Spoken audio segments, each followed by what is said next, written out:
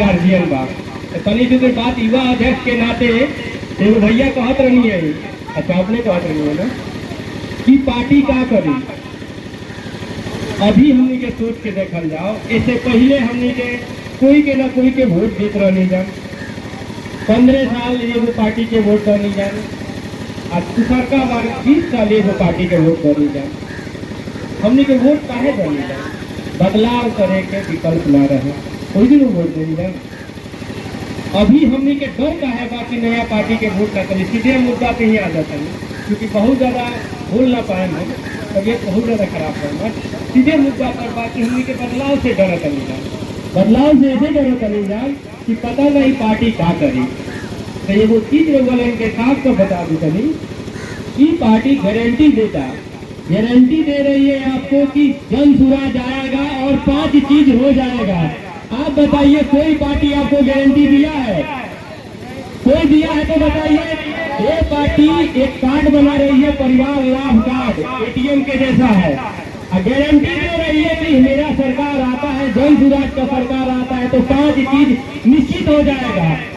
अब बहुत सारे लोग कहेंगे कि अच्छा चालाकी कर कार्ड बनवा लिए ना, वोट ले ली है, कार्ड बनवा के वोट ले लिए, वही से कार्ड बनाओ। एक पहले दूसरका दल वाला कौन माही बही योजना कौन सी करता लोग होगा, साहब सुनले हो गए ना सुनले हो गए तो हमारा माध्यम से लोगों को प्रचार हो जाता। लेकिन अंतर का बात समझे, सबसे पहले हम अपन घर चलाओ तनी तो हम अपना घर के स्थिति जानते नहीं कि हमारा घर में इनकम कितना बा, इनकम के हिसाब से खर्चा होके के चाहिए।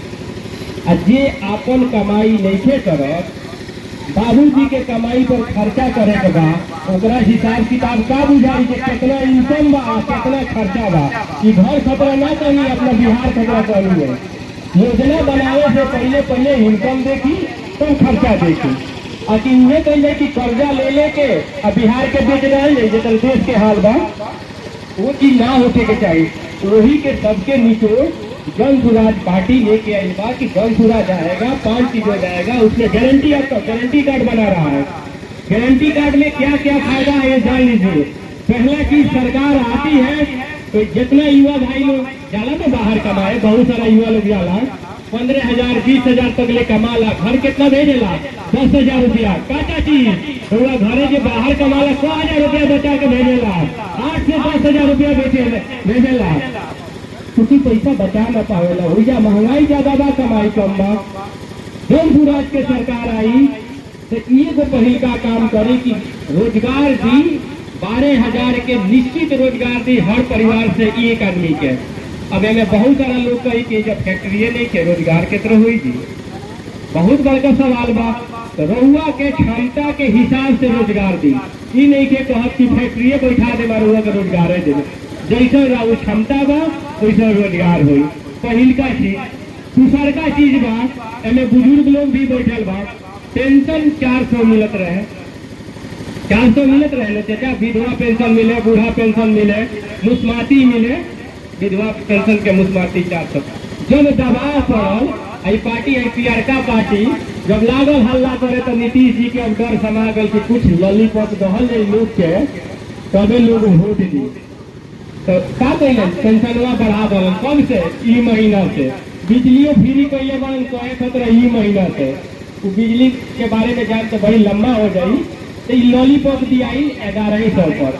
लेकिन जन सुराज के सरकार आई तो पेंशन 2000 हो जाई। 2000 ऐसे ही हवा में नहीं कर दो, दोनों भी चीज पार्टी के परिकल्पना हवा में नहीं थे। अगर 12,000 मजदूरी के बात होता तो हमें कुछ बुद्धिजीवी वर्ग भाई समझो कि एक लेबर के न्यूनतम मजदूरी सरकारी रेट 410 415 रुपया तय बाटे, उस हिसाब से 30 दिन के मजदूरी जौन बाटे लगभग 12,000 रुपया होता। वही से सरकार कहता कि न्यूनतम मजदूरी हर हाल में बढ़ जाये। अब पेंशन के बात करता नहीं कि 2000 पेंशन का होती।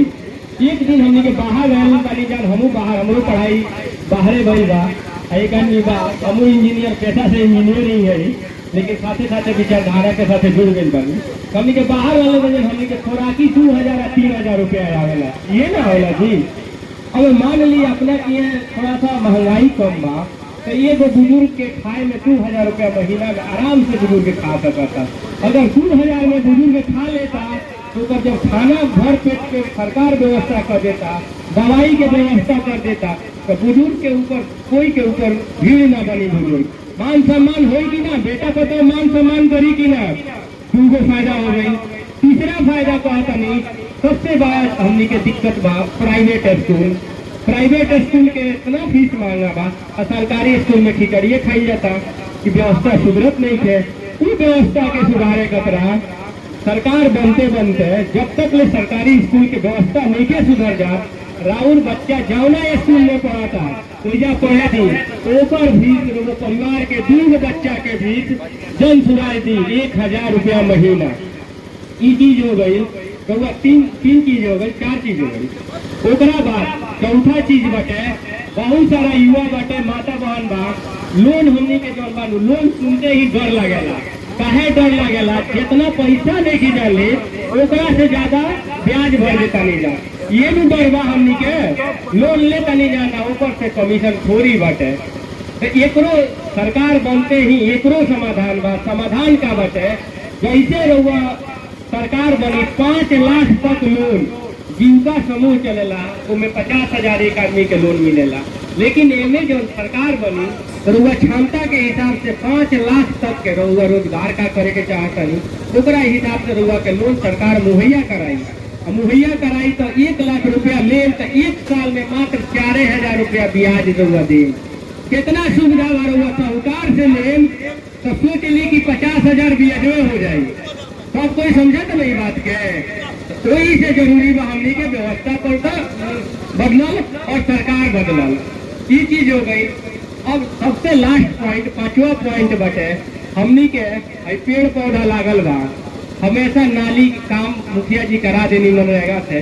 चाचा जी मुखिया रह गए बनी तो मनरेगा से काम कराए।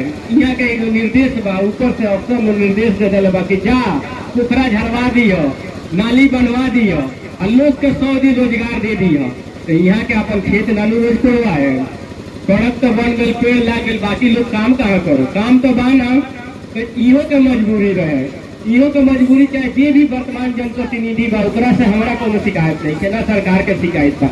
एत्र व्यवस्था बदल गए हो गई बटे नीतीश सरकार में कि अफसोसशाही बा, कोनो चीज के तरह घूसखोरी बा।